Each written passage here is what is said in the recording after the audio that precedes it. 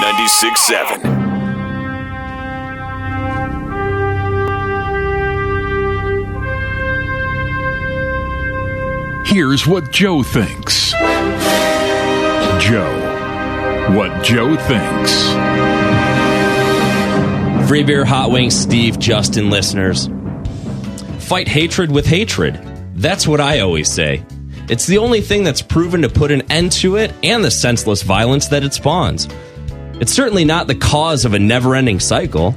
That's why I thought, this is helping, when I started to see the following story pop up in the wake of the St. Cloud terrorist attack. A Lonsdale, Minnesota restaurant sign drew protests and controversy on social media Monday night. The sign, which sits outside of Treat's Family Restaurant and Ice Cream Parlor, read, "Muslims get out." Now, it caught my eye. Wasn't that it was done.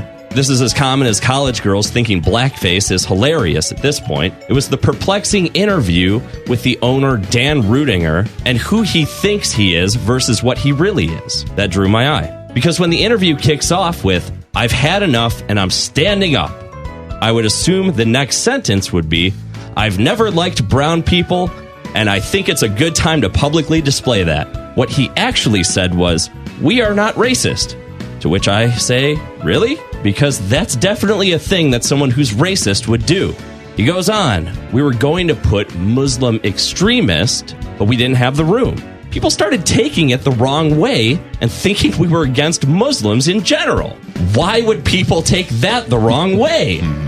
It's common knowledge that Treats was the preferred eatery of terrorists in and around St. Cloud, and marquee letters are hard to come by.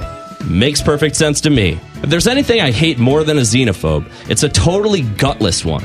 If you're going to persecute an entire religion or race, then have the balls to say, "I hate you because you're different." Because if that's not the case, then there's a lot of other colors and people of various faiths doing awful things, so you might need to get a bigger sign. In the meantime, because no one blames you for the crimes committed by people who share your traits, enjoy never having to tell your children that they're unwanted because of who they pray to and what they look like.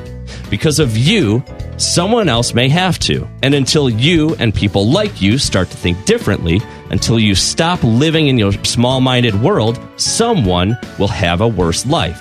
By the way, I think there's something fairly important that you haven't considered, and that's whether anyone actually involved in that attack, people whose lives are changed forever, would want you to appropriate their pain for your hate. I'm Joe, and that's what I think.